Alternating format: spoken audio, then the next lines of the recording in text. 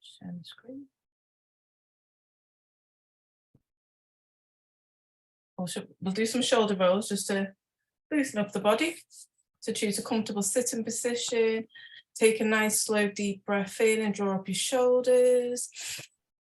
And as you exhale, bring the shoulders down and round. Nice deep breath in. And exhale. One more time. And exhale. I forgot about this. So if you want to give your bodies a shake out, just loosen it up and get it ready. You can stay in your seat because you don't have to move if you don't want to, or you can stand up and just loosen up that body. And breathe. And breathe, yes.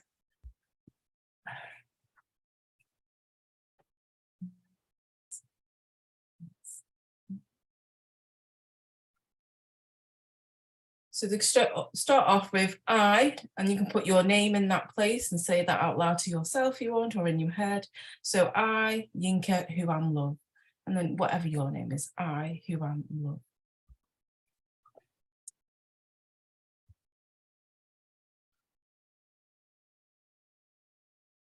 And just to go into the previous conversations Michael and Richard had within Why Is This Happening to Me Again book, Richard came to Michael because his dilemma was broken relationship and marriage. Michael and Richard discussed in the last session abuse and victimhood. Richard became aware of how he plays the victim to prevent people from victimizing him, discussing the law of resonance and clarifying what love is. So that's what we did in the previous session. Do you want to share anything, Michael? Well, it's a delight to be here and looking forward to seeing what unfolds. I really enjoyed the conversation that we had there around the American Thanksgiving, where we just did a conversation with everybody. I thought we got some really great questions and went to some sweet spaces, and I'm looking forward to see where we go next. Yeah. So appreciative of everybody that's here.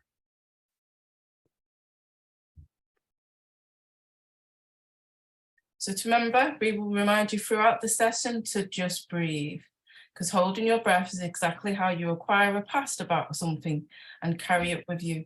Holding your breath attaches the pain of an experience to a reality in the mind. If that reality is triggered, even through external circumstances, do not justify it, as there will be pain. So to remember whatever comes up throughout this session, any triggers or emotions, remember to breathe.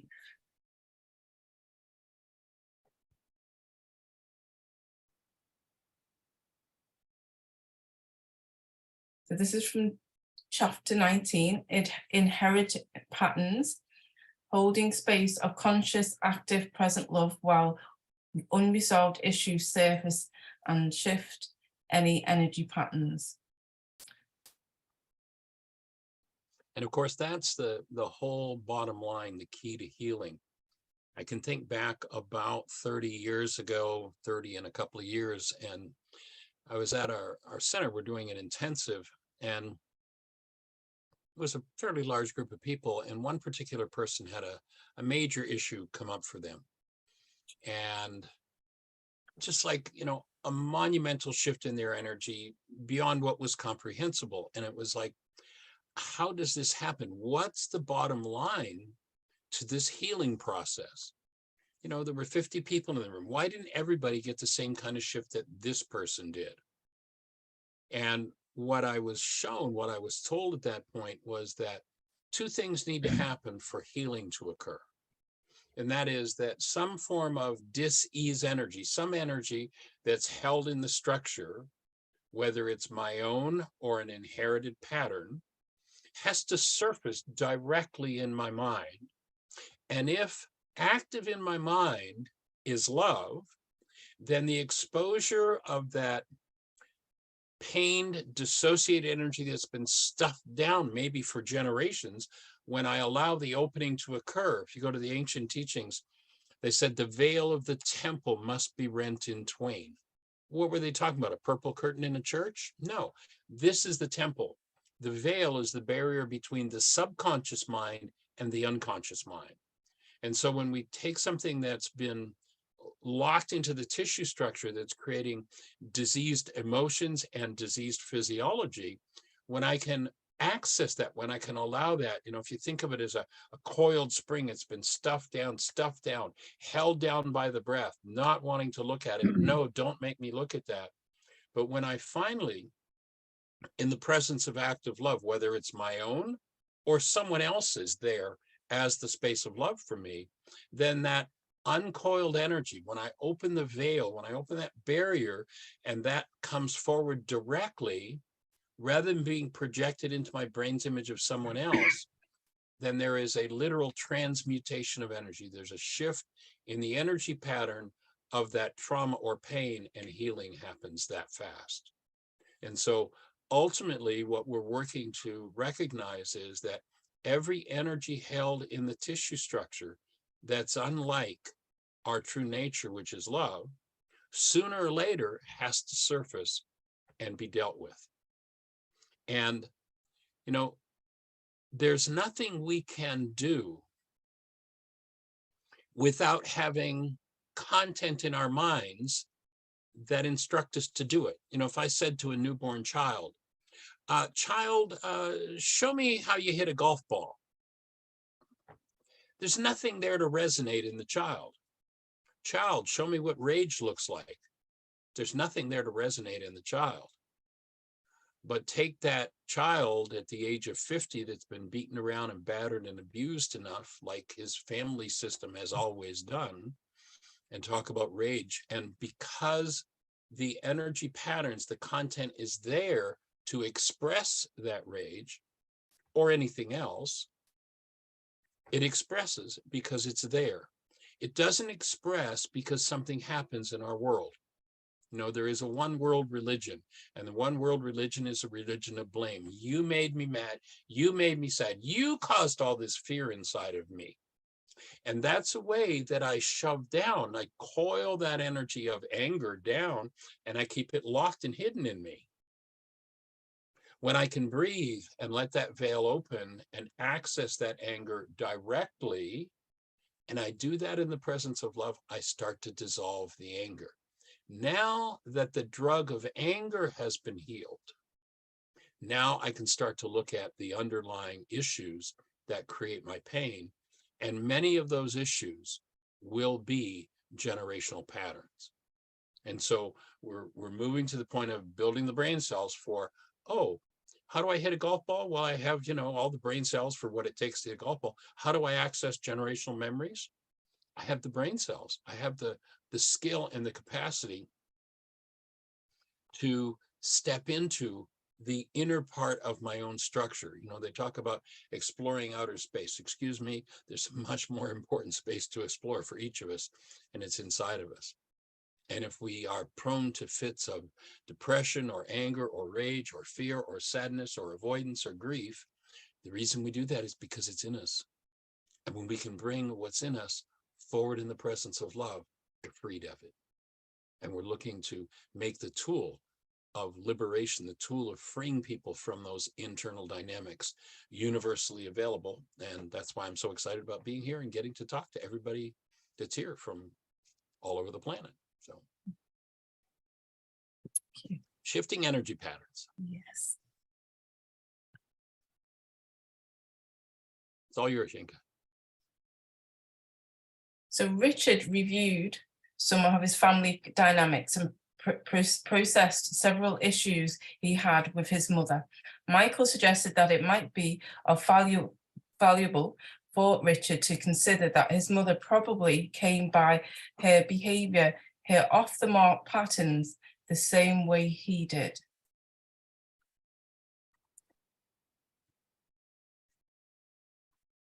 So this is a question for you to write down. So hopefully you've got some pen and paper. What off-the-mark behaviors did your caregivers display to you? So what off-the-mark behaviors did your caregivers display to you?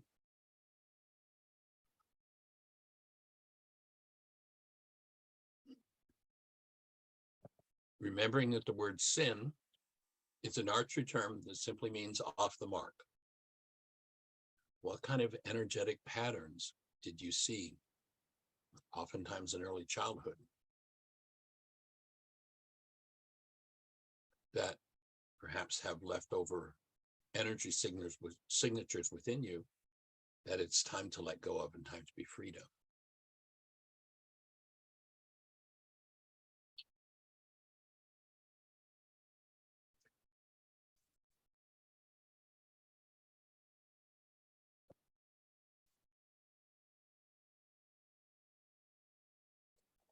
I'll give you a few minutes to jot that down.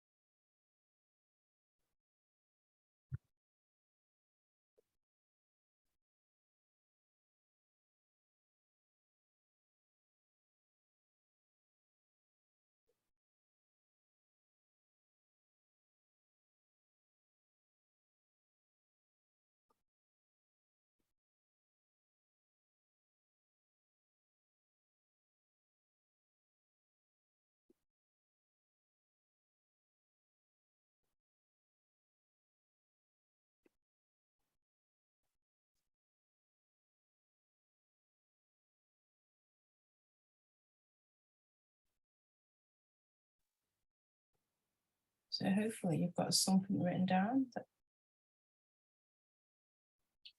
Go to the next one. Abuse is one behavior that tends to be transmitted from one generation to the next generation.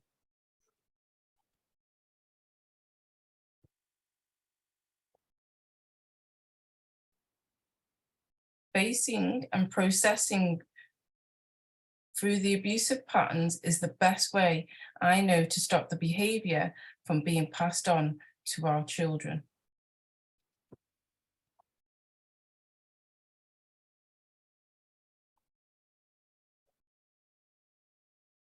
What you don't deal with will be passed on.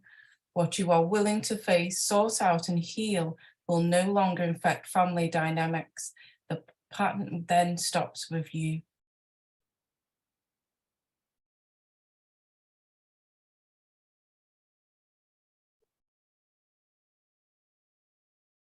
So are you willing to face your inherited mind patterns that you have inherited? Can you identify what they are? Can you recognize any patterns in your own relationships toward others or yourself?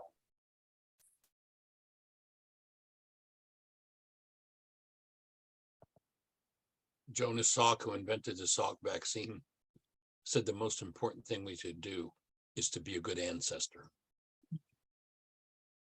And this is the kind of work that a good ancestor does.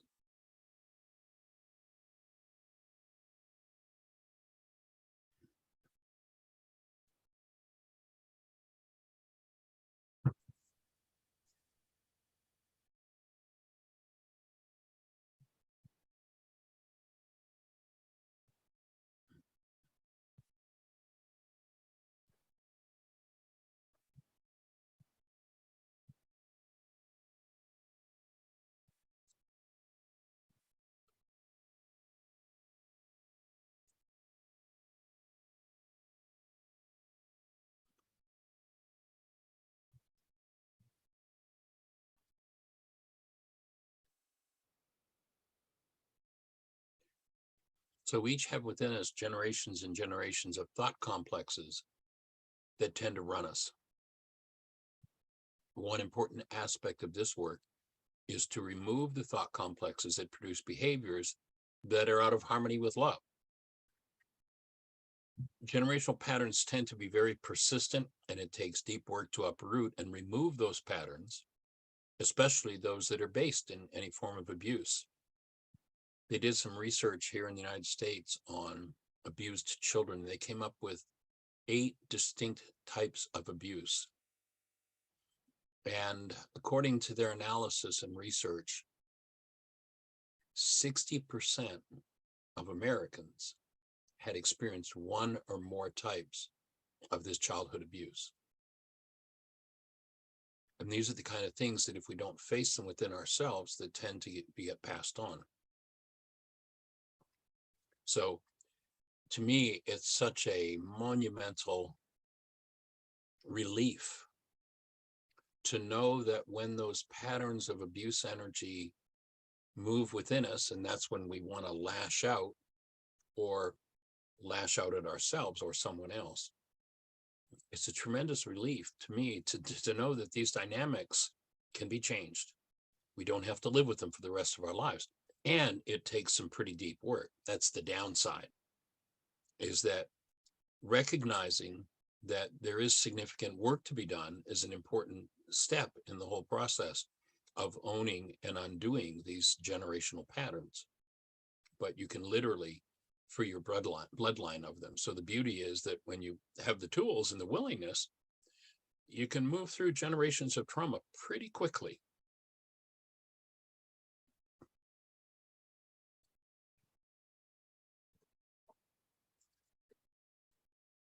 Just to say that I've put all the details in the chat of Michael's, to be able to find all Michael's stuff and even the PDF for the book. I've also turned on the chat because I realised it was only wasn't turned on for everyone. So you can put comments in the chat as well. There's a link, Yinka, that I think you put in the chat for some time now. If you haven't listened to it, it's a link where there's a woman who's working on some inherited patterns in a codependence to interdependence intensive that we did. This was such a powerful piece of work that when it happened live in the intensive, I mean, I ended up in tears. It was just so profoundly powerful. And she actually called our radio show a couple of days later and shared it on the show. And that again was just, again, I was left in tears. But that link is in the notes that Yinka has been giving us. And you might want to give a listen to that. I think it's about a 23 or 25 minute conversation on a radio show. But background, this woman is in her 70s. She's being sent to doctor because of some heart problems. So during the live intensive, we invite her to talk to some of her ancestors, ask about their heart conditions, what kind of issues they had of the heart. And so she had her great, if I remember correctly, her great-great-grandfather literally enter into a conversation with her. Now, her great-great-grandfather had been dead for who knows how many years, but she literally gets the information from him about how when he moved from starvation, I think it was in Lithuania, I'm not sure, to the United States, was supposed to be paved with gold, and there wasn't much gold around. And he told her how he had to dig a hole in the ground and create a cave, and that's what they lived in, and his terror at their crops failing and his children starving, and how that turned into rage and abuse for him, and he abused his children and his wife. Acknowledged all of that in the conversation, and she was able to literally converse with him and support him in being able to move through and heal that. And of course, in doing that, she was able to do the same. As you progress in this work, you know, the objective of this work, well, let me back up a little bit. What they're showing in the cell biologist laboratory is that when we think of thought, that thought produces an actual molecule in the body. It's called a neuropeptide. That neuropeptide circulates around in the body until it finds a cell with a receptor site that matches. And that neuropeptide, literally that thought in form, lands on the cell. And if you were looking from the inside of the cell, you would see chemistry coming into the cell as that neuropeptide inserts itself. So now the actual literal chemistry of the cell has been changed. And how do you ever get to that? Well, you know, it's like anything else. If you're going to become good at doing something, you work with it, you practice it. And as you practice with these tools, you will develop the skill and you will develop the ability to literally take those encoded messages and literally pull them out of the cell, understand what they mean, understand what happened, even though it might be generations ago, and you're going to be able to throw those energetic patterns off. The problem with not developing the skill to do that and doing that piece of work is those energetic patterns live and exist in you. And they are literal, measurable, high energy waves that are continuously being sent out into the world. If you refuse to learn to decode what's in you and refuse to deal with it, life is so structured. It's a genius system. You know, it's almost like, you know, whoever set this whole system up really abhorred death.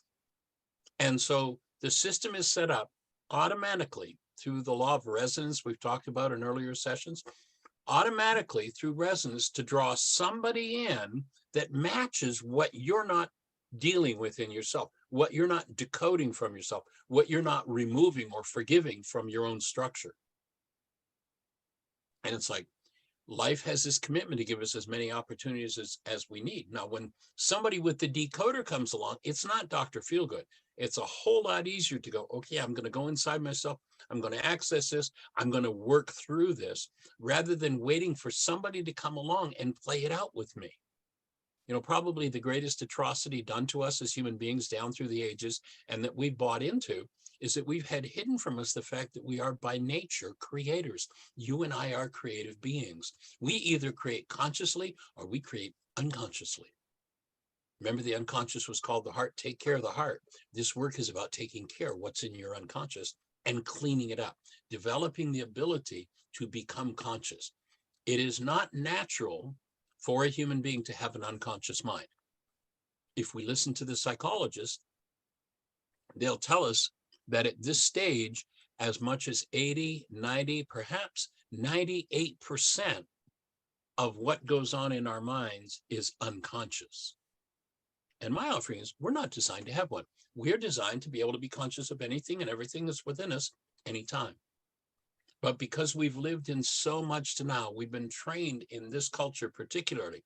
No, this is, well, yes, I've been through this 87 different times with 42 different people, but I don't have anything to do with it. It's all your fault. That's the one world religion of blame. It's all everybody else's fault that I'm doing this. And people have very large, elaborate stories about how it's everybody else's fault. And guess what? If you listen to their ancestors, they had the same kind of stories. It's just time to put an end to that game. And that's what we're here for.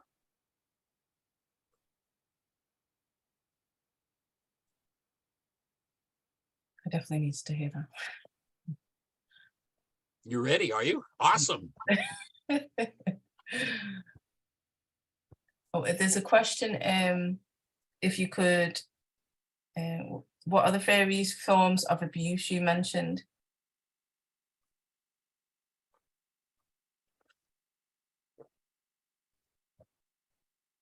There, I don't have the list in front of me, but there were things like having a parent who was a physical, mental, or emotional abuser, having a parent who was mentally ill, having a parent that was an alcoholic, parents fighting. There were a number of different things. If you do some research on it, or you do a search, it was called the A study, and you'll find that.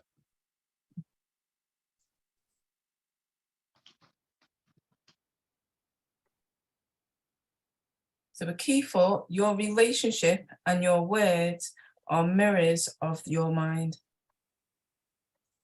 So your relationship and your words are mirrors of your mind.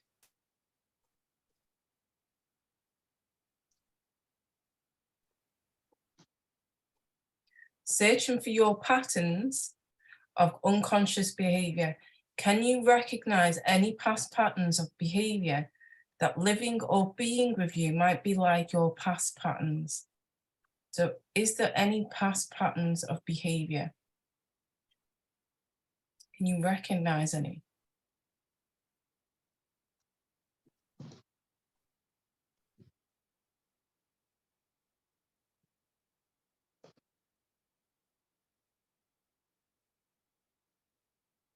The person who had a parent that was, they would describe them as, living with them was like living in a minefield with landmines.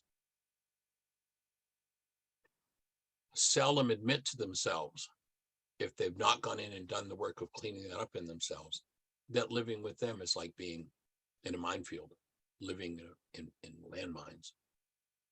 And these patterns tend to get passed on. But there's a trick the mind plays. When, let's say, and it's so common, especially in these inherited patterns, we'll go back to parental abuse. When the parent does a particular behavior, you say, oh, that was, and you give it a description. They were just being totally and completely abusive and calling me names. Let's say that was it. That parent is what in this work we call a power person, our codependence work. And that power person, we will tend to inherit and do the same behaviors under stress as they did to us when they were under stress. But the mind won't say, oh, it was ABC, whatever it was when they did it to me. The mind will say, oh, I'm just raising them properly. I'm just keeping them on track so they'll be good people. They'll do exactly the same thing as a power person did, but they'll label it their reality about it is different. And that's how it slides from one generation to the next. If you're verbally abusive with people because you inherited a pattern and it was genetically reinforced in the environment of your parent, and you said my parent was abusive, verbally abusive, you'll probably say things like, well, I just had to yell to get their attention. The truth is, what you're doing was verbal abuse. There is no child that has ever deserved to have a sharp tone of voice used on them. There is no child that has ever deserved having a look of hostility pointed at them. There is no child that has ever deserved having a hand raised to them. We actually had a student in St. Louis who was a therapist, and she taught massage to parents. And she did our radio show with us for a while. We had a parenting section on it. And she shared with us that one day she had a student in one of her classes that admitted that she had been abusing her son and had stopped abusing him. And then she told the story. And this family had a tradition, and I'm always shocked when I share this story in an audience, because if I've got 100 people in an audience and I share this, probably 40 or 50 people will shake their heads like, yeah, that's what my family was like. But in this particular family, the tradition was, if you're going to abuse your child, the child has to go out and cut their own switch, has to get a stick and bring it back so that you can beat them with it. Of course, the parent doesn't call it beating, it's just giving them a spanking or whatever. No child has ever deserved to be touched other than with loving hands. Anyway, this child was about 5. The mother described the child going out to get the switch so he could be beaten, and he came back in tears. He couldn't find a switch. And so he opened his little hand and said, Mom, I brought some rocks for you to throw at me. What had that child learned from being hit? That the person who's supposed to cherish him wants to hurt him. And who he brought at 5 had figured out and brought rocks so Mom could hurt him. It's time for us to wake up. And if you've ever been that parent, which Most parents have to some degree. That's the culture. This isn't about, oh, look what you did. This is about look at the inherited patterns and learn to work through them so you can free yourself, your children, your parents and their parents, and your descendants from that. That's what this is about. So be careful of, if you've ever been off track with something like that, be careful of falling into guilt. Guilt would just be another thought system that says there's something wrong with me, and that's another thought to be forgiven. That's where you'd apply forgiveness in yourself to remove that thought disorder, that there's something wrong with you, and return to the truth of who you are as a human being, as love.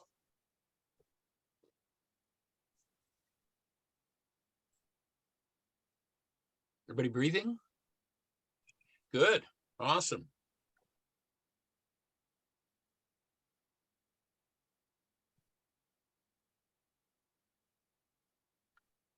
Come to the next. Go for it.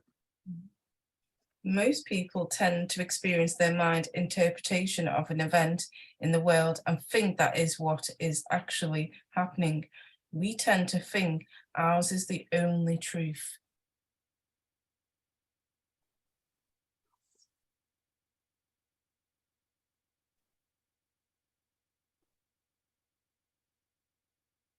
Great cartoon. So Richard says, you're saying that our realities are made up of internal information and not caused by outside events. What we have been trained to think of as an actual event in the world is really happening in our heads.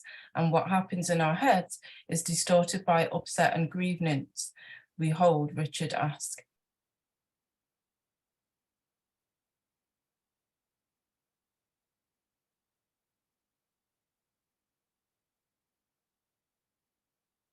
The world repeatedly triggers the realities we hold on to. Then we wonder, why is this happening to me again? Recall now that the projection is blaming our inner happening on others. When in blame, the tendency is to think the outside event is causing your experience. It is not, replies Michael.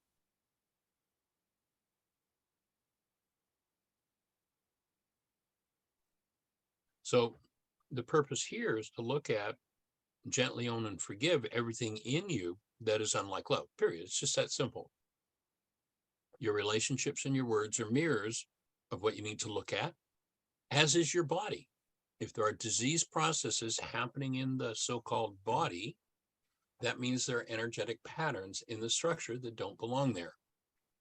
And those energetic patterns are put there by the mind.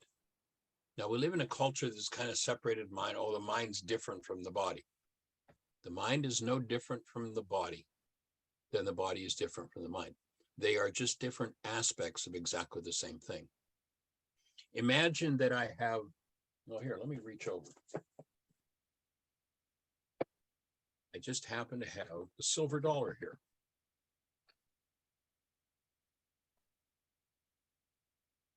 And so I look at that silver dollar, and on one side of it, there's a Native American Indian head.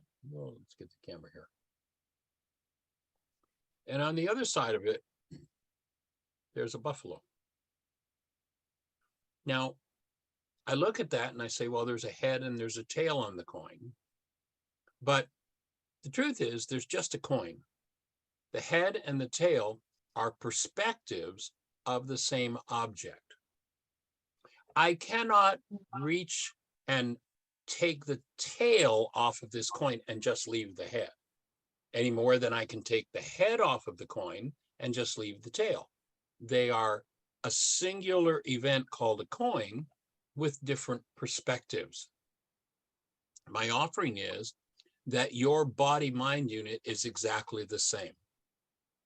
Body and mind are perspectives on one single event, your energy system.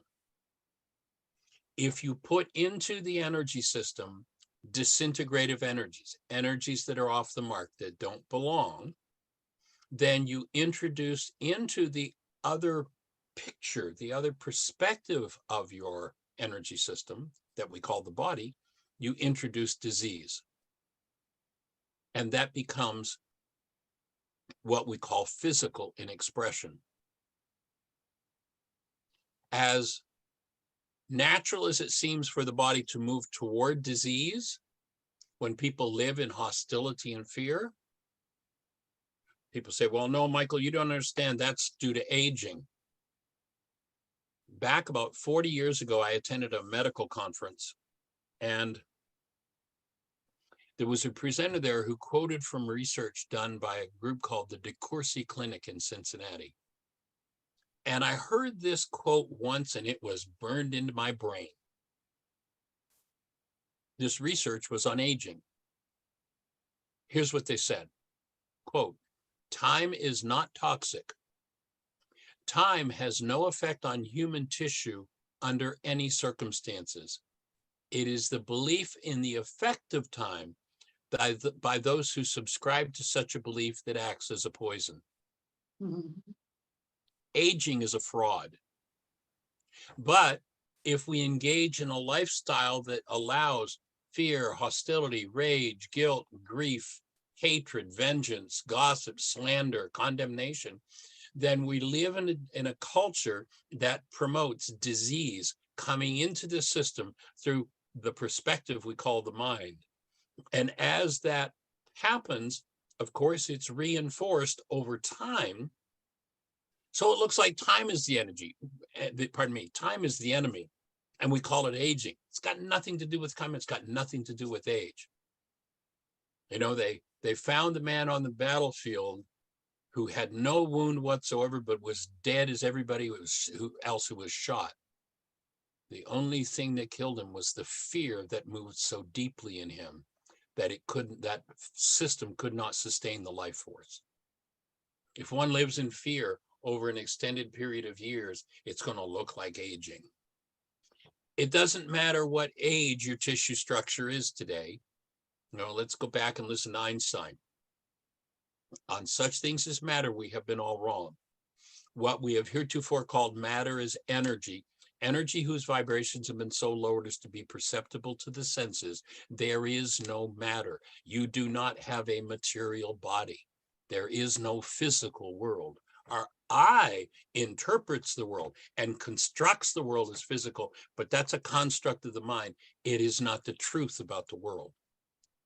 And when you choose to forgive the energetic patterns of hate and fear and rage and guilt and grief and self-condemnation and condemnation of others and, you know, guilt and all of those, when you choose to start to systematically, persistently and consistently remove those energetic patterns, then the burden of so-called aging is lifted and you literally start to youth. That's the objective of this work. But you can't do it unless you're willing to face the generational patterns. It takes work. It takes the development of skill. We're here to support you in developing those skills.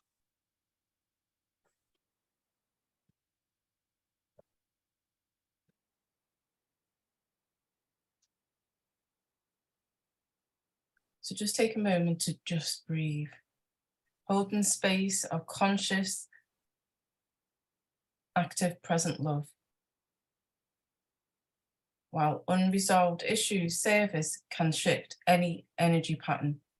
Close your eyes and allow yourself to become quiet with your awareness focused inside. Think of that which inspires in you the clearest, strongest, most powerful love you are capable of feeling.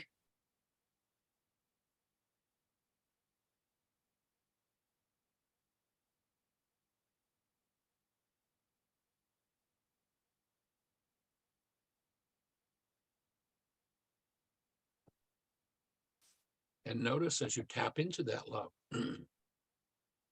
what you're tapping into is the truth of who you are. We live in cultures whose specialty has been to beat the experience of who we are as love out of us And then they point to the door and say, now go out and find somebody to love you, or go out and find somebody to love, as though love is something you could possibly do. And you can't do love. You are love, period. If it's been covered up by generations of hostility and fear, then the work of throwing that off is literally the work of forgiveness.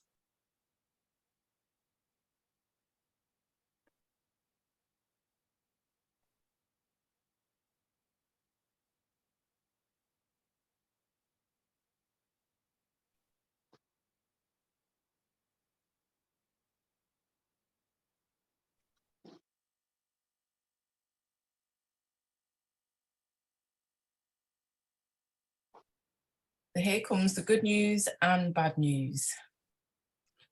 The reason for your distress is your new level of empowerment. Your pain signals the opportunity to be aware of patterns that do not work and heal them. That's the good news. You may be asking, shouldn't the new level of empowerment make me feel better? Definitely. But first, the blocks to that empowerment being actualized in your life must be surfaced and healed. Everything unlike your empowerment must be forgiven.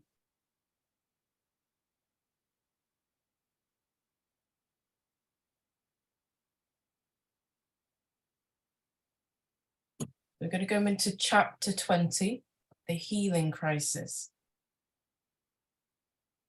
Moving into the release mode, as you have old energies from the past are felt as though they are present moment experiences, they are not.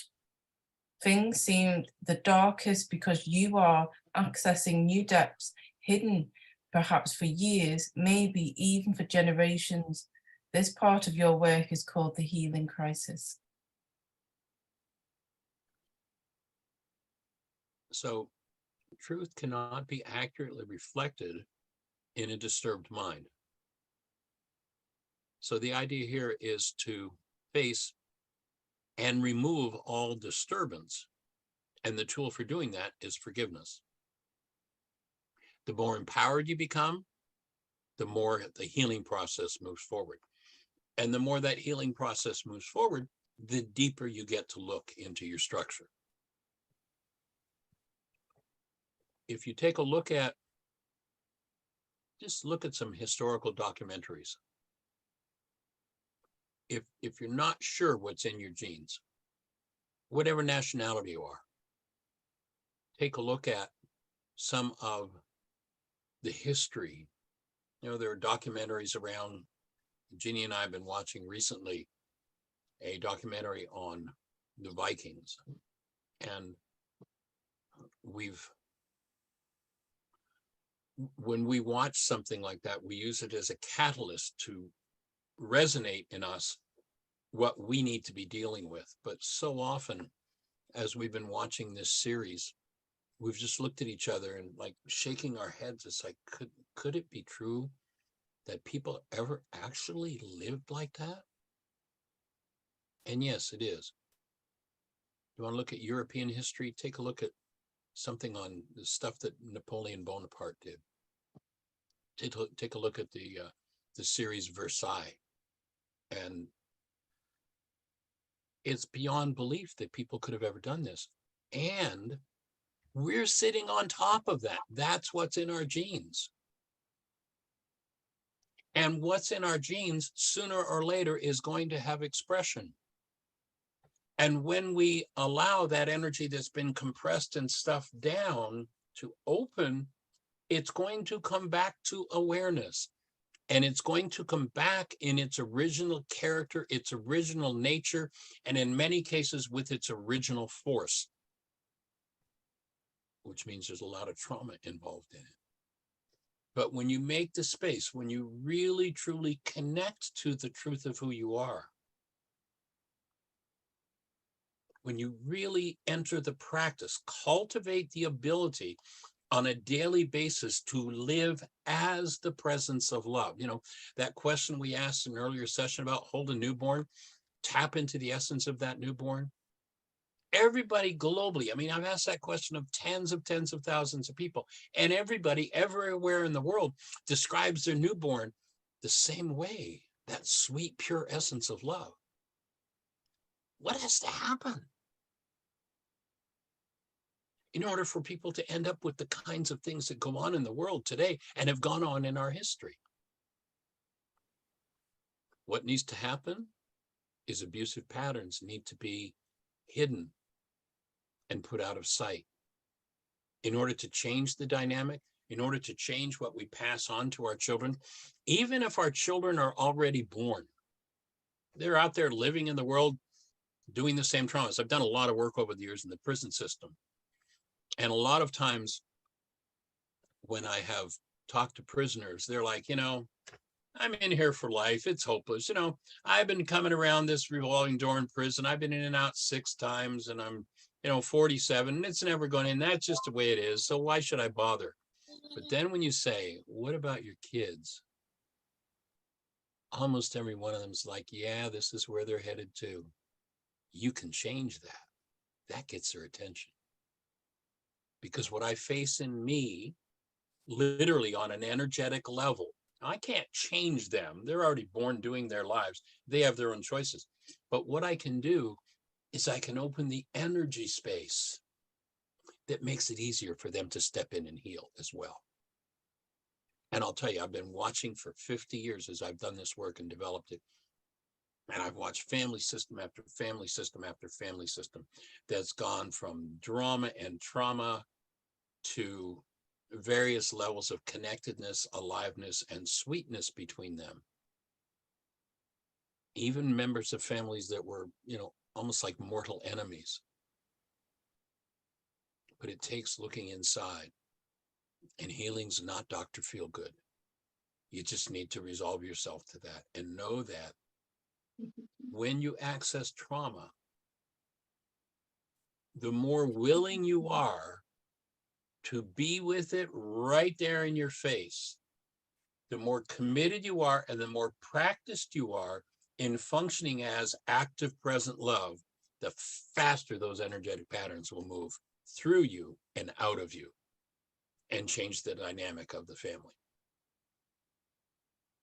Back about 6 months ago, I was doing a personal still point breathing session. And I'll offer that in doing this work for the last 50 years, the most important personal work that I've done for me, for myself in my family system and in my own inner work has been done in the last 2 to 3 years. And I've been working on this stuff for a half a century. About 6 months ago, I was doing a still point session, the way of using the breath to open the space for healing. And when you do that, you do it with your eyes closed. And so I'm laying there breathing. I was by myself, just doing some work. And I had the inclination to look down. My eyes are closed, it's dark, but I had the inclination to look down. And when I turned my eyes downward, I didn't open them. When I turned my eyes downward, what I was shown was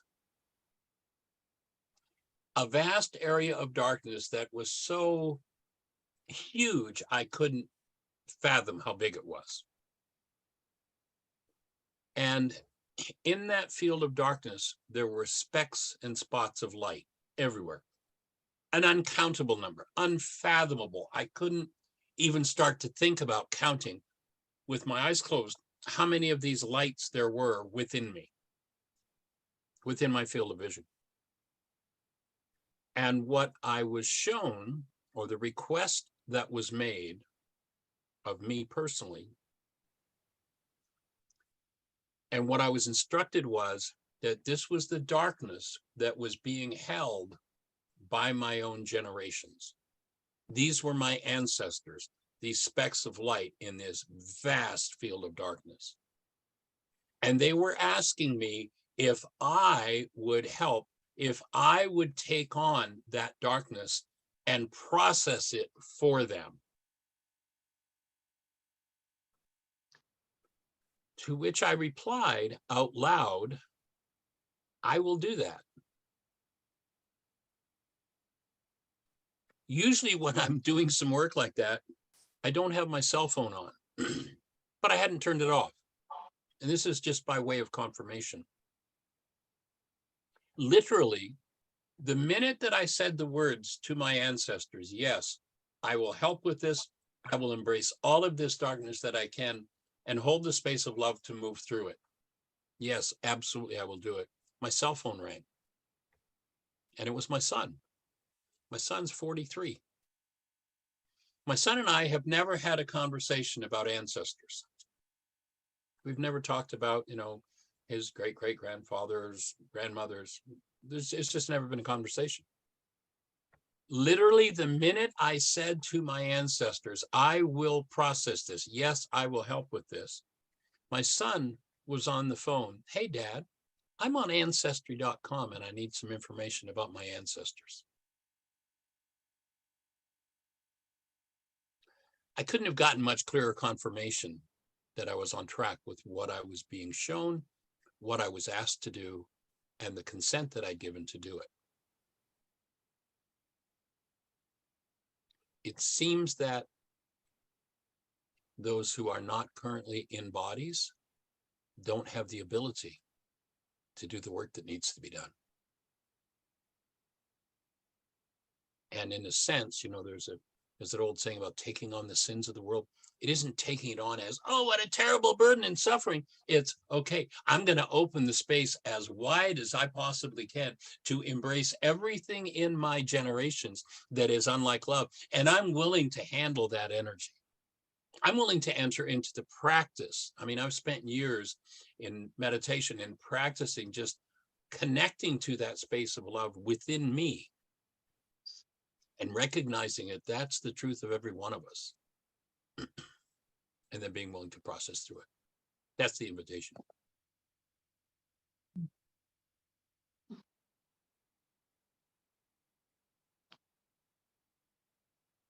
So can I quickly ask then? So regardless of how somebody might perceive it to be their worst case scenario, as in, so many generations and the life may have fallen apart, it's never too late to do the work.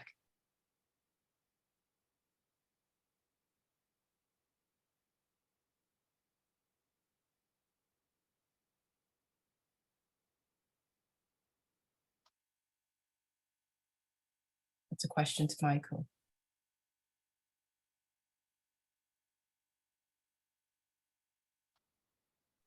Question? Oh yeah, sorry, it's a question. Is it never too late to do the work, regardless of how you might perceive how bad it might be?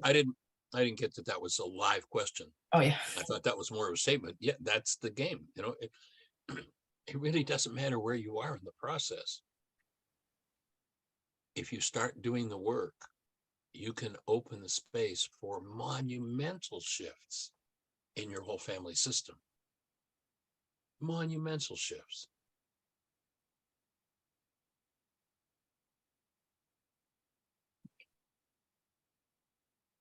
On the next one.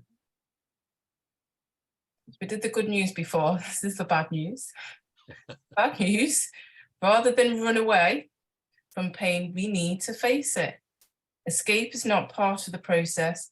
Reaching new levels of empowerment also gives you the strength to delve into the new depths of your healing, which is not always Dr. Feelgood. Yeah, so when we engage in disintegrated forms of energy, any form of hostility or fear, that energy moving into the system produces symptoms. If you think of all that you and your generations have been through and what kind of symptoms physically, mentally, and emotionally have been expressed through those experiences in those lives, it can get pretty heavy duty. And we're bringing this forward so that that this can end up being a very heavy duty process that you're going through. And if you are committed and you enter the practice of holding the presence of love and moving through those layers, you can unwind everything that's in the genes that never belong there. Now, if you want to be free of those energetic patterns, obviously, as energies came into the system, they express symptomatically. On the way out of the system, they're going to express symptomatically. They're going to be identical. The only difference between healing and disease symptomatically is which way is the energy moving. In a disease process, the energy is moving in. In a healing process, it's moving out. Symptomatically, it's identical. So on a physical level, healing looks like any kind of physical symptom you've ever had in low energy. On a mental level, it looks like any kind of negative thought you've ever had and confusion. On an emotional level, it looks like any kind of emotional trauma that you've ever had and depression. That's what healing looks like. If you're at a level of willingness and vitality, when you hit new levels of vitality, then you're able to reach into new depths of what's been hidden in order to embrace and bring it forward and heal it. And what's required to do that is what I like to call cosmic grease. Willingness. I'm willing to feel, experience, and heal whatever's within me. And symptomatically, healing looks like this. Okay, I'm doing my work, I'm eating better, I'm eating real food, stuff that actually grows in soil rather than dirt. I'm actually eating food. I'm doing my forgiveness work. I'm extending the commitment to people. I'm standing as and cultivating my relationship with myself as love. And man, I feel great. I mean, I feel so good. It's just awesome. And you go to bed at night and it's like, man, I didn't ever think life could be this good. And then in the morning you get up and you wonder if anybody got the number of the Mack truck that went through your room during the night. It's like, what the heck happened? I was riding high. Yep. Well, why am I lower than a snake's belly this morning? Well, let's imagine we've got a vitality meter. It goes from 1 to 10. You're at level 5 vitality.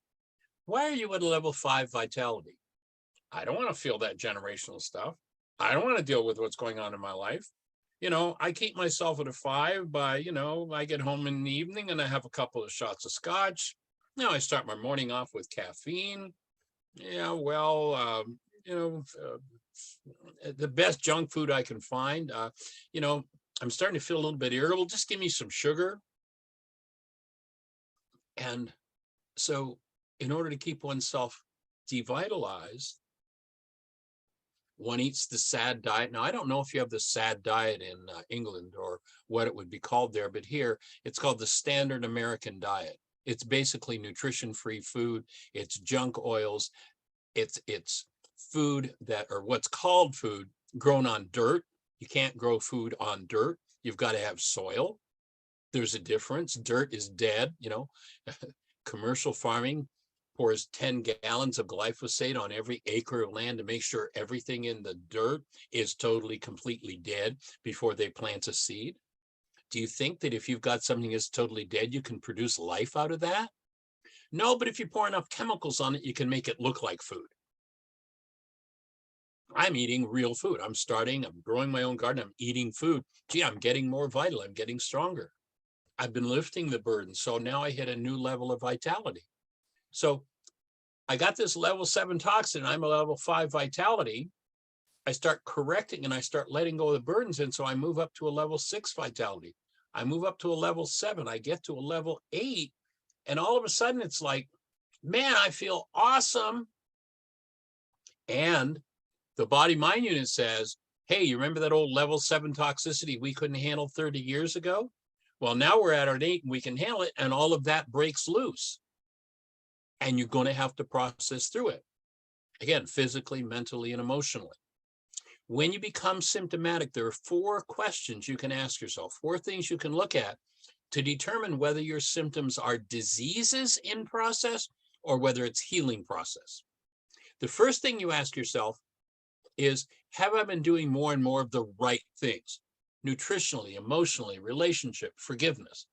If I am, check mark 1, this is probably a healing crisis.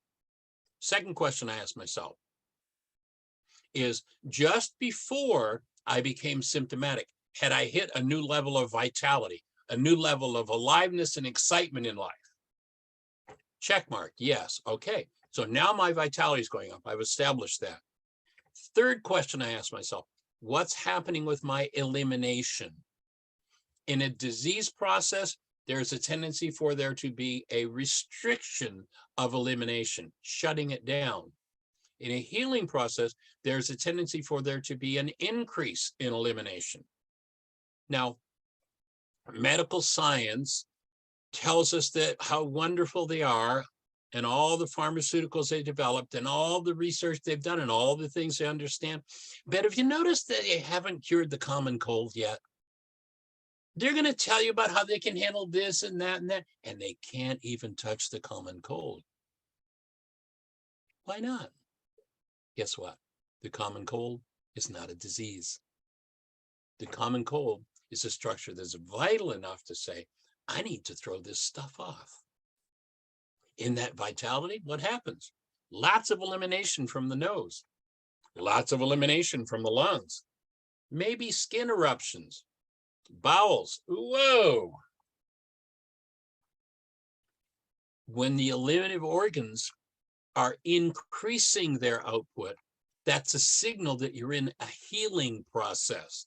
What you want to do is cooperate with that healing process, accelerate and allow it to happen, be with it, take time to rest. One of the biggest things missing, and I don't know, where all of you are from, if it's as driven. I think the US is a little more driven than most everywhere else, but most people never give themselves the time when their bodies are breaking open and going into healing to say, I'm going to go lay down and breathe and take care of myself.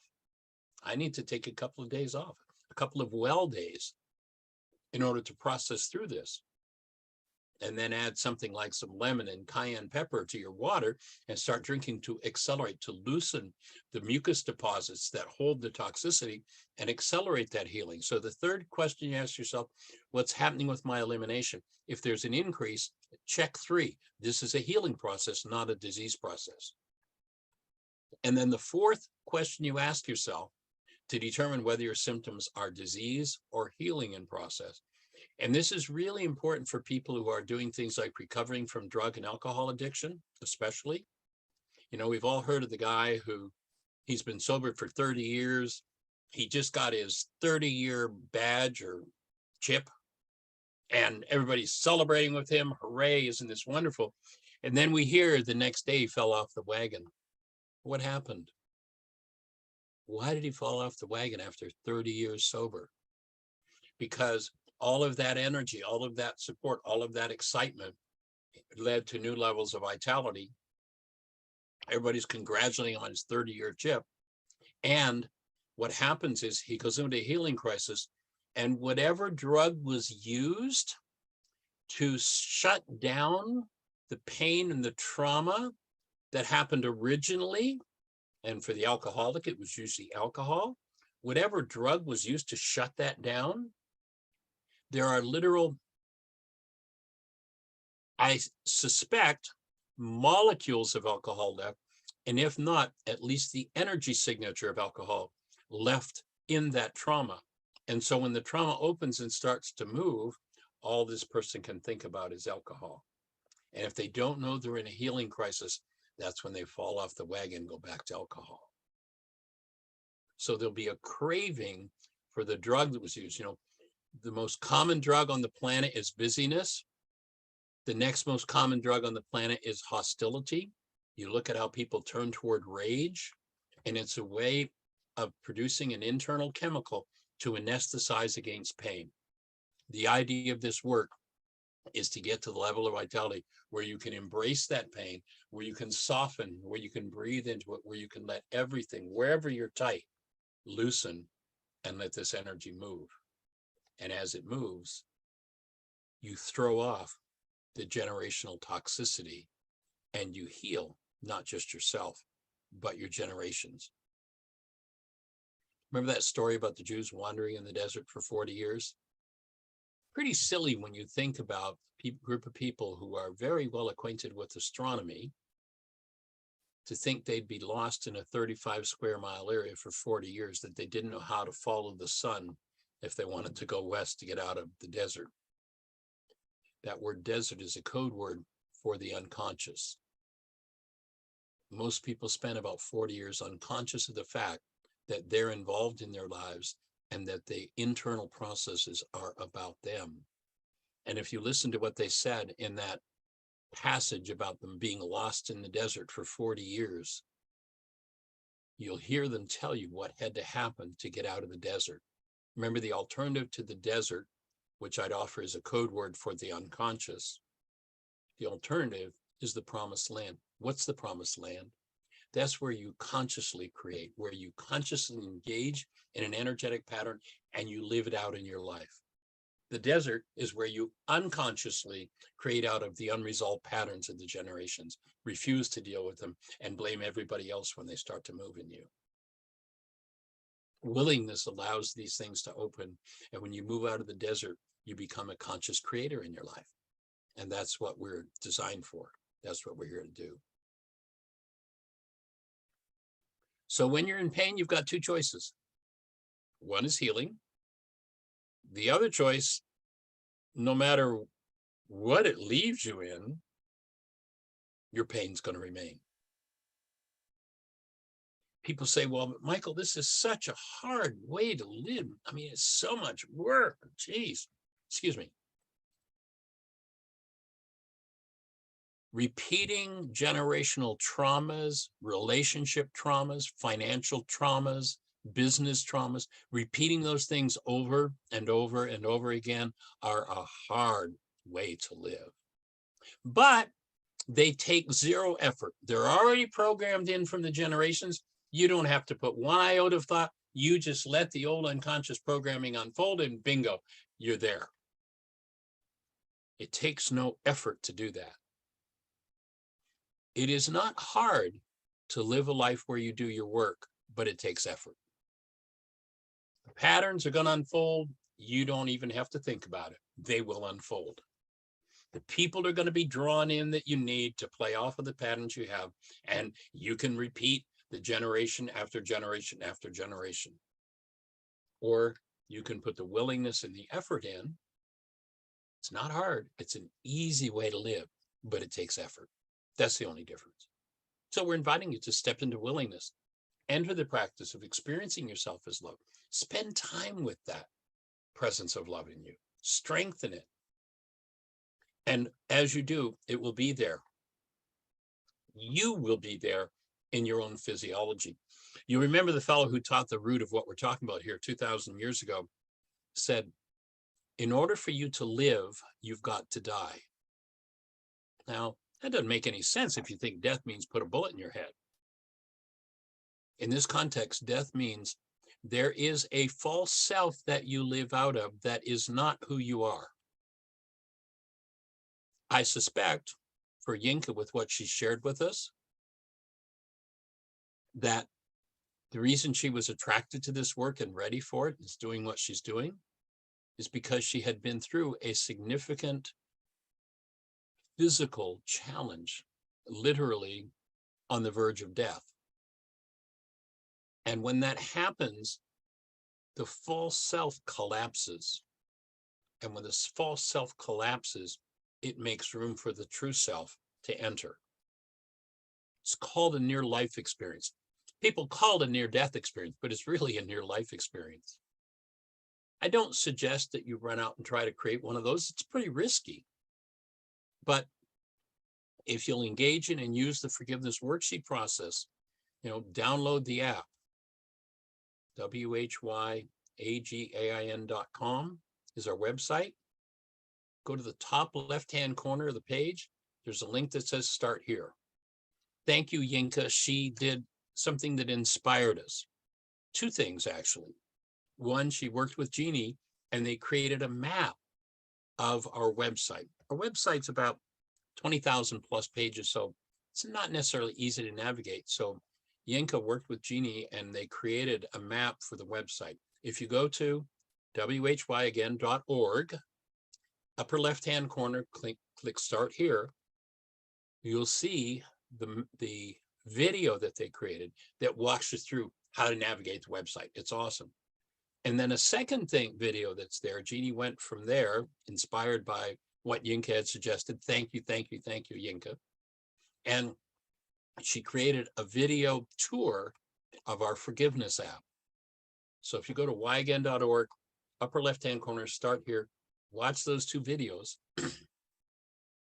You'll understand. I learned so much about the app in watching the video once it was created.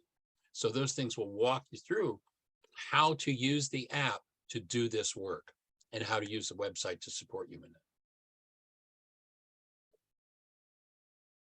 And then recognizing that the thing that challenges us is the past, it's time to wake up. So I'm going to turn it back to Yinka. Okay.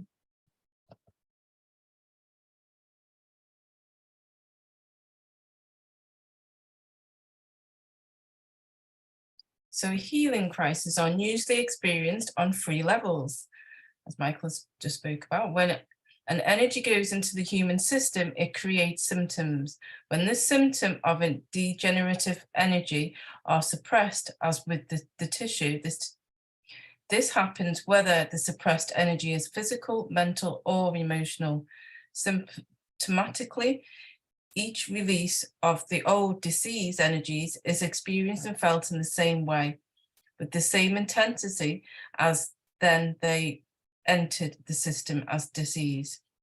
Willingness is the cosmic grease that accurately and eases the process of release. Accelerate and eases the process of release.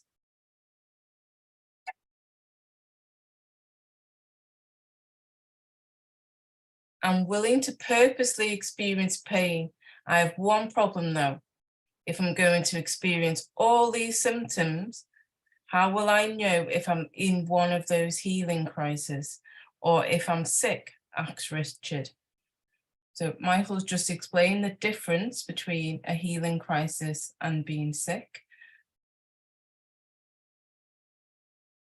So there are 3 signals which can assist you in determining whether or not symptoms are healing processes.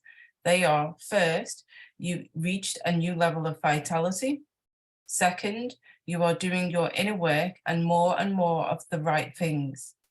Third, there is an increase in elimination.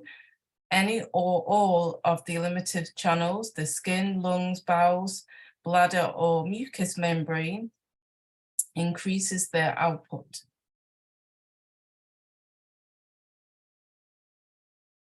I'm just going to take a moment to just breathe. It's a lot of information that you've taken in, so remember to breathe.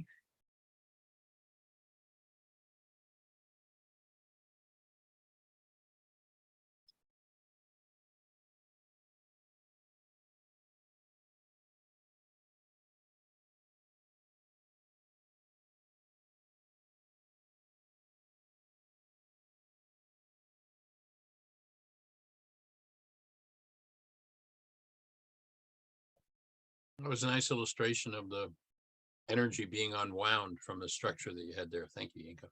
Thank you.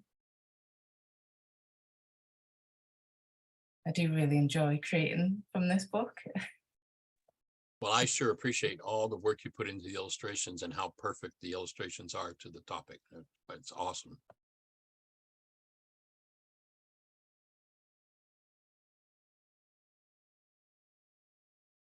We're going to go over to chapter 21, Waking from the Has-Been. The present moment cannot be experienced through the mind. Reality is meaning that shows up in your brain. Out of the has-been, as a result of an actuality you have experienced.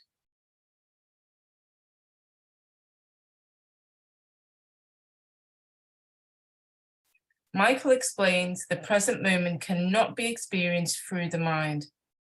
I can't even relate to that thought, Michael. How else can I experience life but through my thoughts? Asked Richard.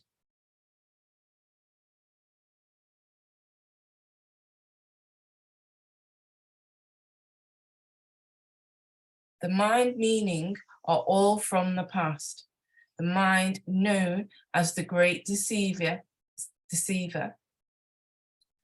subtly deceives us in thinking its information is the truth.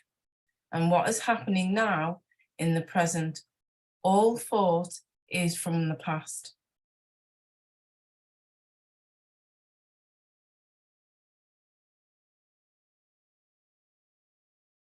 So should we get rid of the mind, Richard asked. No, Richard, the mind is in its proper place is a great servant. It is designed to be a storage device, and much like a computer, it is useful for all its tasks.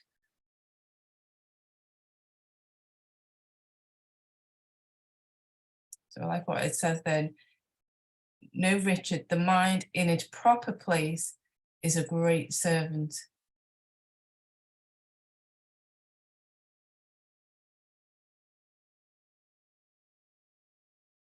The problem begins when we allow the mind to make our decisions for us, when we allow it to run our lives.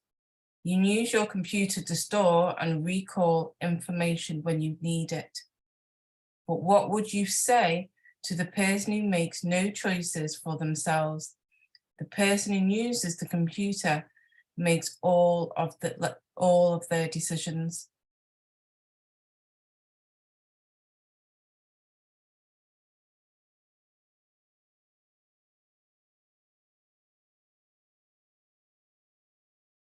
Wake up, there is another world out there, another whole level of aliveness. Your computer mind can't think it can only spit out what has been put into it. Let go of it as your decision-making device, making our own choices, and take charge of your life. So recognize that the mind is a reducing valve. Again, we've quoted before the Harvard research that says that in a time frame where 10,000 brain cells are firing. So they've got somebody wired to a machine that's measuring the firings of brain cells.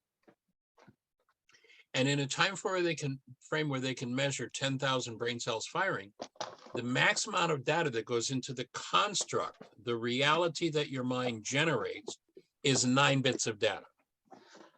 Now, Hari cut that. That means that the mind is a reducing valve.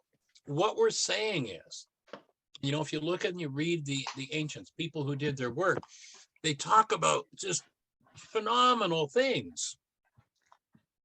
But when you're living in the reducing valve, those things aren't available to you. Underneath the world your brain generates, the world of perception, there's a whole world happening that because of the reducing valve, can we hit a mute button there? I'm aware of those actions. Can we hit a mute button, whoever's talking? Let me see. Can somebody hit mute? Sounds like somebody's got a recording going. I think they've turned it off. So we have this reducing valve, which for survival is great. The reducing valve for most people puts them in a state called sympathetic dominance: fear, fright, flight, and freeze mode. Basically, what happens in that mode is that blood flow is shunted from the higher faculties and the rest, digest, and repair mode to survival. Blood flow is shunted to the larger muscles and to the lungs so we can take in more oxygen, the larger muscles so you can effectively fight or run and survive. It also cuts off the blood flow to the higher centers of the brain, because we don't need to have a big intellectual conversation. If there's a lion chasing us, we need power in our muscles to run. And it's a wonderful mechanism. But if that survival mode that happened when one was 3 is triggered at the age of 50 when one walks into the office and the boss resonates dad, the mind can't tell that this isn't full-blown survival again. And the blood is shunted into those survival mechanisms, which means that things like blood building. The spleen doesn't need to work if a lion's chasing you. You know, if the lion catches you, your spleen's useless. So blood's taken away from the spleen. You stop building red blood cells. If a lion's chasing you, you don't need for your bowels to work. The energy is going to be cut off there. A lot of people who live with constipation live that way because they're in survival mode. They're in sympathetic dominance. This is physiology. You don't need to reproduce. How many people can't have babies? It's another symptom of survival mode, sympathetic dominance. We don't need to digest food. A lot of people end up with digestive issues. These are all the job of what's called the parasympathetic nervous system. They're both parts of the autonomic nervous system. These are on automatic. It's not something you have any control over. You can develop control over it, but we're not suggesting that.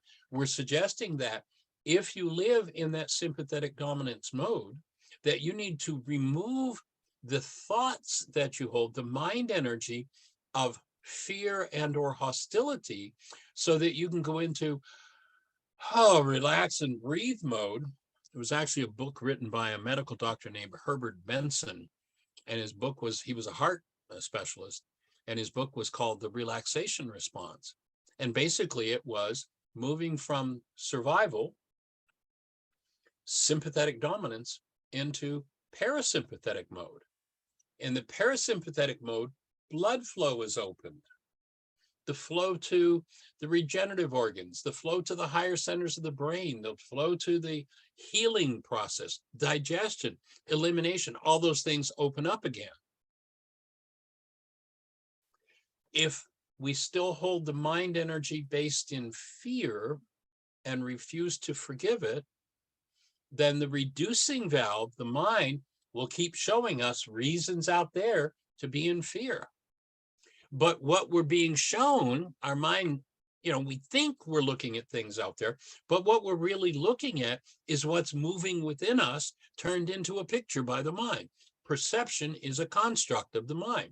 And by perception, we have lost contact with the real world, the underlying world, which is a world of light and love and the presence of joy. That's what we're designed to live in. If you look at, and they called them, they ended up becoming religions, but if you look at them all, they all have basically the same tenet, but basically the same root.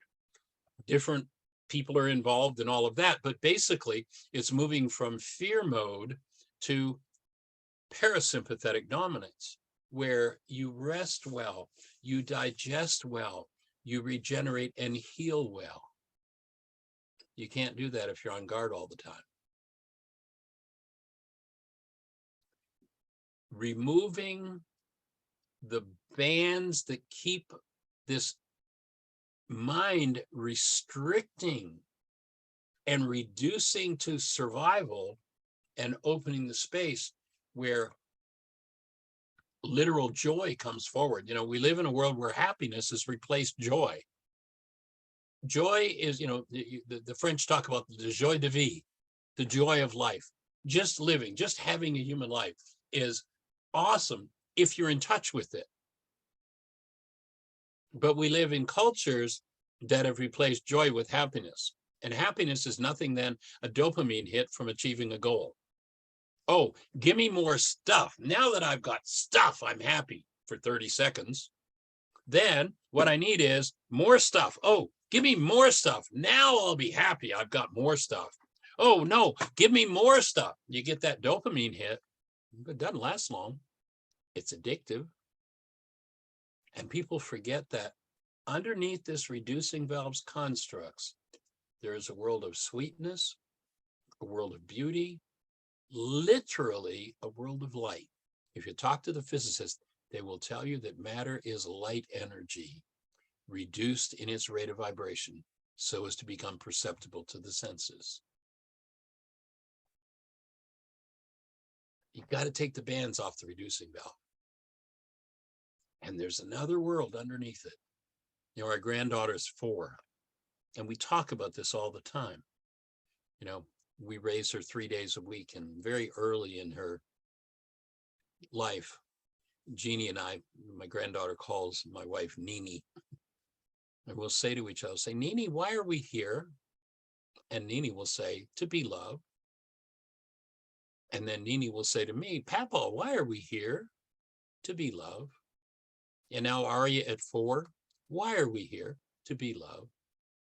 And we talk all the time about, well, sweetie, you know, we're teaching your brain how to see things and how to produce pictures. Actually, this sort of moved to a new level several weeks ago when, you know, she's very much at 4 into anatomy and physiology. She'll sit and watch a YouTube video for 45 minutes, just totally glued and learning about the body. And back several weeks ago, she said she wanted to watch a video on the body. I said, okay. So we dug it out. And in this particular kid's video on anatomy and physiology, there's an outline of a human form with all the organs in it.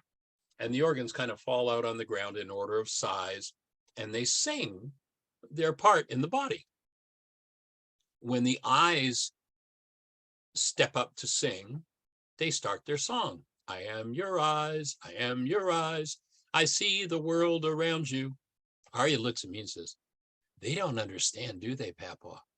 We don't see with our eyes, we see with our brain. I never said that to her, but she figured it out from what she's been learning.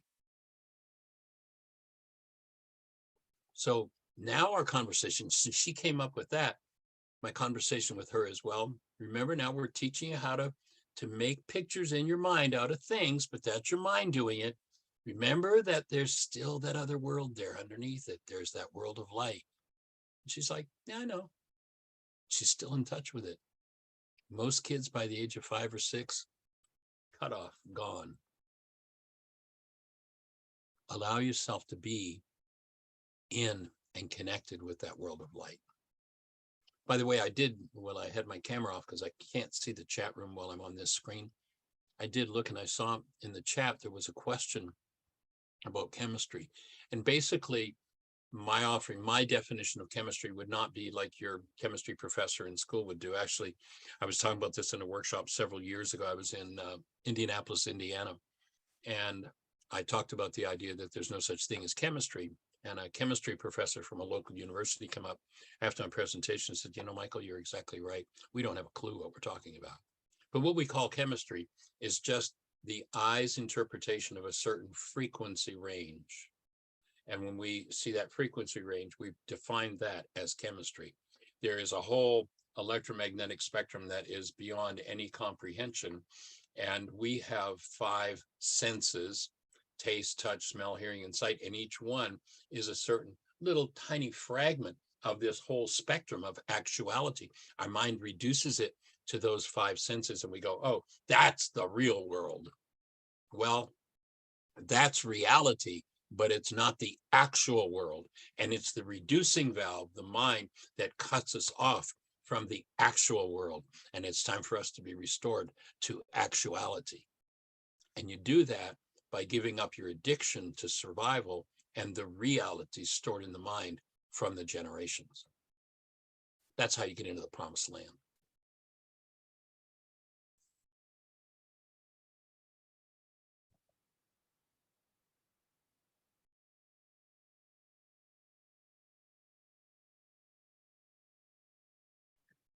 So love cannot be taken away from us. We can only push it away.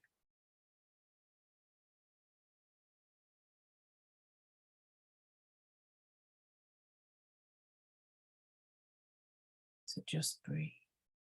The best exercise I know is to practice and strengthen your ability to hold space of love, is to close your eyes and allow yourself to become quiet with your awareness focused inside.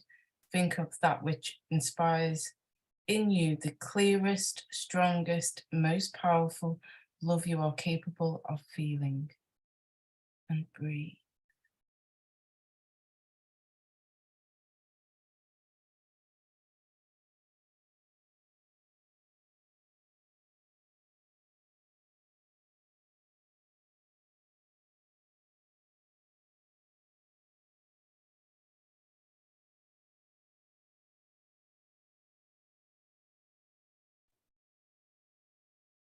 I think this may be the last time. So the question becomes, can we get, I just have a couple of thoughts on this one yet. Can we get a present moment experience from the mind? Or is everything that comes from the mind from the past? My offering is that everything from the mind is from the past. And notice that with each event that happens, you go searching through your past to find a meaning for the present, to find a reality. Let's use an example. How about putting your right hand on your right ear? Would everybody do that, please? Put your right hand on your right ear. Now, if we all had our cameras on, I could probably fairly confidently say everybody's doing the same thing. But what if one of us had a different past? What if your mother taught you that this was an ear instead of this? When I said put your right hand on your right ear, what would that person have done? They'd have gone like this instead of this. Why? Different past. Those who live in the past, it was said, they are the dead who will be buried by the dead and the blind who will be led by the blind. Because the generational patterns, no matter how even wonderful they are, if they're from the past, they're still from the past, they're still dead. We're designed to be alive in this present moment. Not go searching through our past for an experience, but actually being alive in the energy field. It was called the Garden of Eden in the ancient teachings, being alive in the energy field in this moment and every moment. Let's use another example. How about putting your right hand this time on your gizzard? Would everybody do that? Now, unless I miss my guess, the process in your mind probably went something like this. Well, let's see, gizzards. Chickens have a gizzard, and I think they're up here. Are they down here? And do I have one or just chickens? If that process is kind of what happened for you, notice you went searching through your past to find a meaning for the present. Do you think that the meanings you come up with from day to day are all from the past, that you're actually alive? Now, the past, the has-been, is a wonderful tool.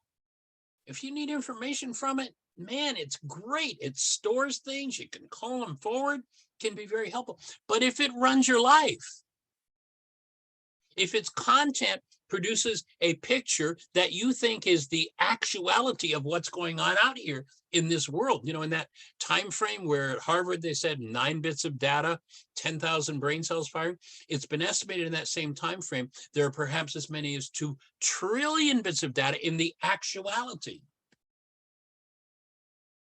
Do you think you're actually experiencing life if you're designed to live in a 2 trillion bit actuality with a 10,000 brain cells firing, and you got a construct that results from 9 brain cells firing, 9 bits of data firing?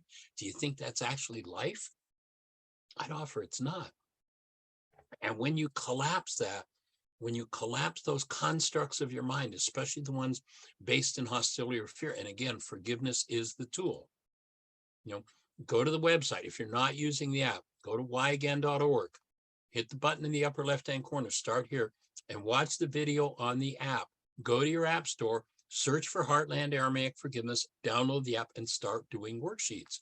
What happens is, each time you do the forgiveness process, you get a mini near-life experience. Your perception collapses the same as it does when people go into clinical death. It collapses, and you get, at first, maybe just a moment of a taste of, whoa, 20 trillion bit world, too much, shut it down.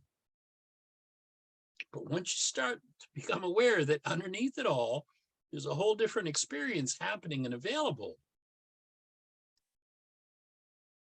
and you start regularly letting go of the constructs of your mind, you find that nothing that humans are doing even approximates what it's really about. And you start to step into, literally, the physiological presence of love that is your essence, and what we're here to support you experiencing. When we get enough people doing that, then we'll start to learn what human life is really for. Right now, there's so little human life on the planet. What passes for life? You know, who was it that wrote, it's at the opening of my book, most men lead the lives of quiet desperation. They go from the desperate city to the desperate country and satisfy themselves with the shooting of muskrats and minks. In other words, they get a thrill out of killing something because there is no thrill in them, because they are right next to clinically dead. Each time you collapse your perception, you get maybe just a fraction of a second of a taste of actuality. That's what we're here to widen, to open, and make available for all of humanity.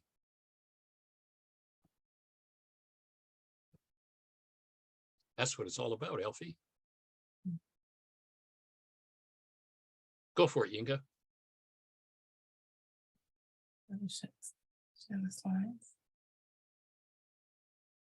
So this, we'll open up for maybe if you've got time for a question. But just to say, for the next one that we do, it's the next chapters are what is learning, chapter 22, chapter 23, the Aramaic solution, and chapter 24, work it out with your best friend. These will be the last chapters of the book, but Michael has said that he will stay with us for 2023. What we're going to look at doing is breaking down the chapters chapter by chapter, so putting it in a way that you can make it really personal to your own life. So that'll come in 2023. But for the next chapters, it'll be the final chapters of the book. Yes, and I see there's a question. Michael, I'm still a bit unsure about the elimination of the healing symptom. We're not saying to eliminate the healing symptom. What we're saying is embrace it, be with it, stand in willingness. When you engage in the forgiveness process and your 9-bit mind's output collapses because you've canceled the goal that drives it, you get to drop into a deeper level of energy moving, and that in the system of medicine that I'm trained in, naturopathy, is called a healing crisis.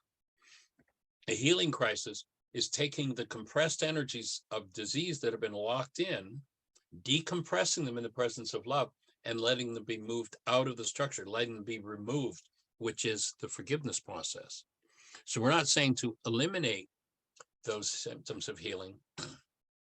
We are saying support your eliminative systems, so that instead of elimination being restricted, when you touch into compressed energies that have been locked down, what will tend to happen is all of the eliminative organs of the body will tend to increase their output. You know, why is there a lot of mucus release in a cold? Because a cold is a healing process. It's a body that's still vital enough to throw off what doesn't belong. Mucus has two purposes in the body. One is designed to be a thin, watery substance. It's a lubricant, but it's also designed so that if toxicity comes into the structure, the toxicity is trapped in the mucus as the mucus thickens. And when it thickens, it tends to dry and compress.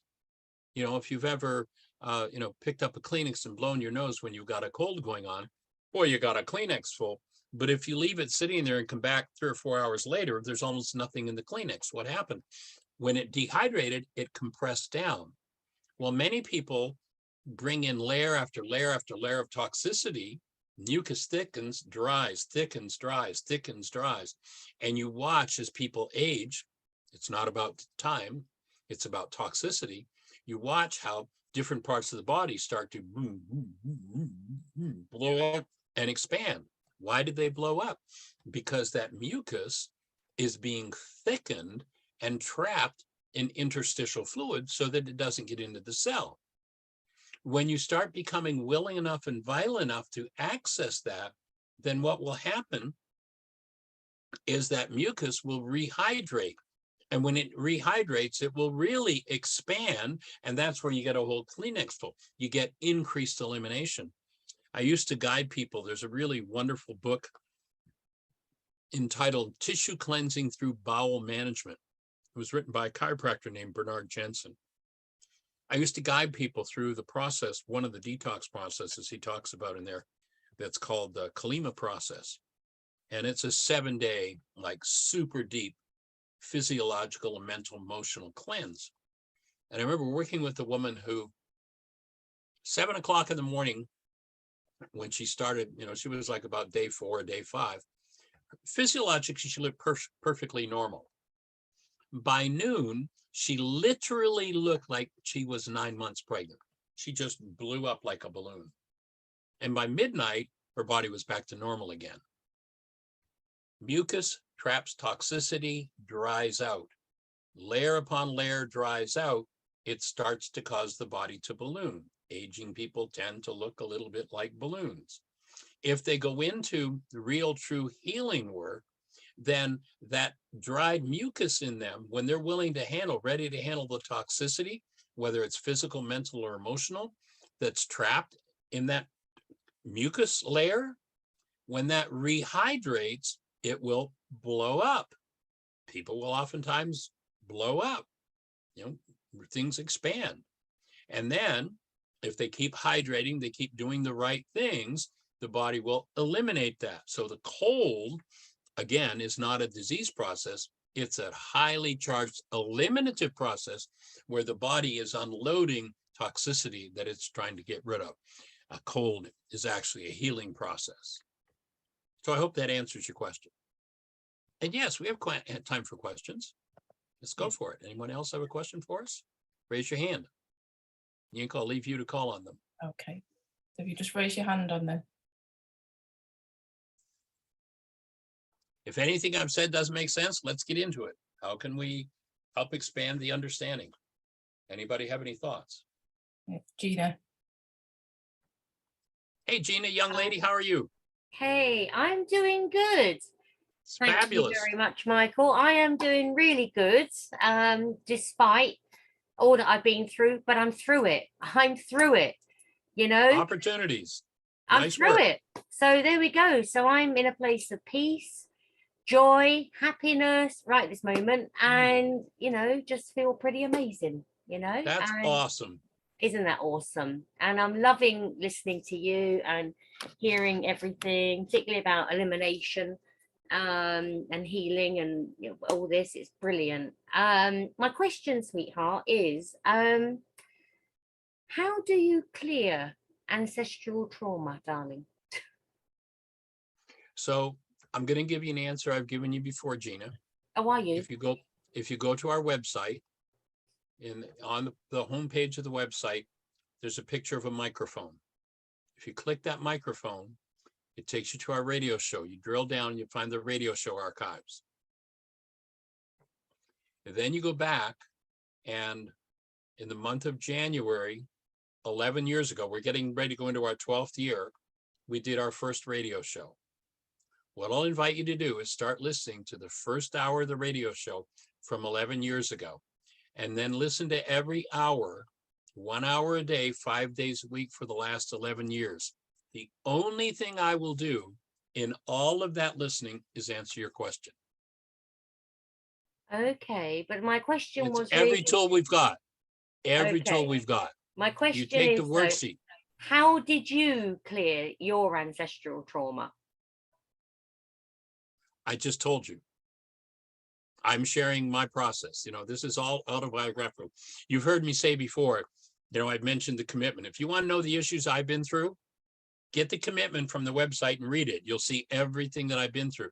And basically what I did is I recognized my mind energy had a lot of trauma, and I wanted to take my mind to love. So I created that commitment. And each time I would face an issue in my own personal life, which of course they're all reflective of these generational patterns, is I would look at, okay, so what's the mind energy I want to engage in instead of this? And so the commitment, I promise to trust you enough to tell you the truth, to treat you lovingly, gently, and with respect in my thoughts, my words, my actions, whether I'm in your presence or not. In every interaction, I will surrender to love, our true nature. Recognizing my connection to you and our source will always be more important than any issue. I open my being to embrace you in my love, and I open my being to be embraced in your love. If anything less than love comes up, I'll hold this in my heart and listen as we each learn to speak, experience, and be responsible for our own realities.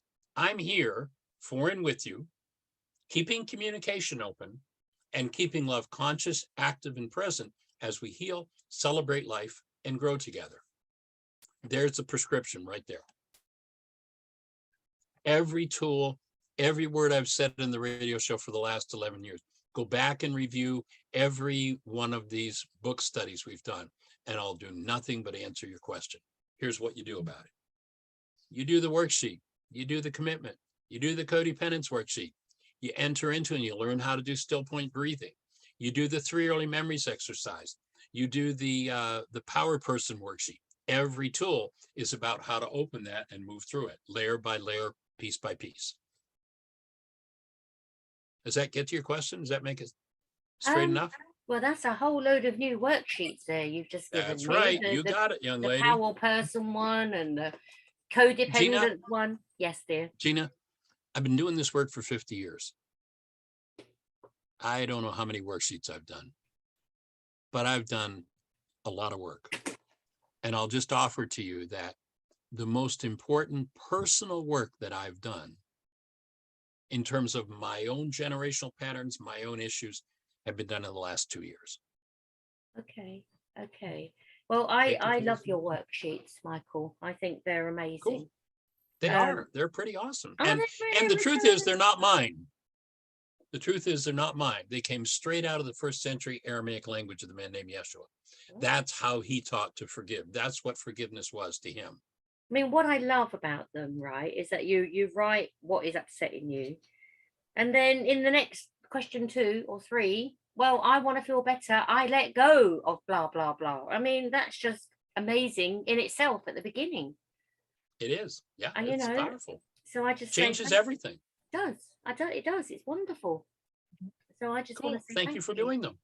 Oh, Because every person, there's a wonderful line in a text called A Course in Miracles. It says, millions yet unborn will benefit from the work you do. Each person that steps up and says, I'm going to do my work, opens a space for the whole of humanity. So thank you for taking it on and doing it. energetically, right? Well, As you said. As you just mentioned, Go the for it. Course in Miracles, I've literally just bought that ready for 2023. We will be doing it at the book club as well. Oh, cool. Thank you, Yeah, Michael and I have Yinka. on my website, I have a package of 48. I've taught the course for Mhm. decades. It's been a part of the development of this work. And we have actually a 48 tape or a 48 CD, downloadable CD series on the Course in Miracles, some of the more important lectures that we've done. Or they're actually primarily the course. They're not all just the course, but it's powerful stuff. We've just got one more question with Jan. Go for it. Hey, Jan. There we go. Hi. Okay. Sorry. I wanted to say that the working through these imprints onto our life, every bit where I've been able to clear, there have been these, I guess for the position that they are, higher literacies come through and help me to have a better implement of imprinting on my nervous system and it running a rendering through of my life. Yes. Not just happier, but I feel greater sensatively intelligent. I hope that makes sense. I just wanted to. You know what you just described? You described what's called epigenetics. Oh gosh. That's exactly what happens. They've actually shown that these epigenetic energies that control genes move in and out of the cell, the core of the cell. And when we're in trauma, then those epigenetic patterns, those mind energy patterns go into the cell, run the cell, and that's what gets disease and trauma going in the cell. when we shift into those based in love, then they find that those patterns go into the cell, and now the cell's being operated by love. You just described it exactly. You got it. That's what's happening. Wow. Yeah, wow is the word. I mean, it's all coming out in the lab. It's all, you know, what they've taught for thousands of years, and no, it's all coming out in the lab, and that's exactly what it is. Yeah, Hey Mo, hey Mo. it's Yeah. pretty awesome. Matakwe asan. Yeah. For all our relations. Thanks. Yeah. Thank you. Thank you for doing the work. Takes courage. I got that look. I got it. I hear you. So Sweet. just want to Nice that, smile. Nice smile. Yum. so that's the Go ahead, end Nika. of the questions. What I'm going to end it on is there's a 10-minute meditation where I'm just going to share my screen and leave it playing and mute everybody and just leave the sound of it on. I've not done this Nice. before, but I found this quite nice meditation on forgiveness. Release Sweet. past and forgive yourself, where I'll leave it playing. And I just want to say a massive thank you to Michael. Honestly, it's like stuff I so need to hear and resonate with quite a lot of it as well. And let me add that when we're talking about forgiveness now, we're not talking about, I'm not Yes. going to suggest that you ever forgive yourself, Mhm. but you're forgiving from your structure those energetic patterns. You're removing the patterns that don't belong. That's what it's all about. So And thank you. that's why I Thank you. chose Thank this meditation as well, because it's about releasing it. It's not about forgiving, letting out, letting go Perfect. Awesome. of what. I like that when you say what was never meant to stay in there. Yeah. Thank you, everybody, for joining us. Blessings. Good night. There's thank yous in the chat. So I'm going to mute us all and just leave that playing, and you'll see all the cameras go off. That's just me doing that as well.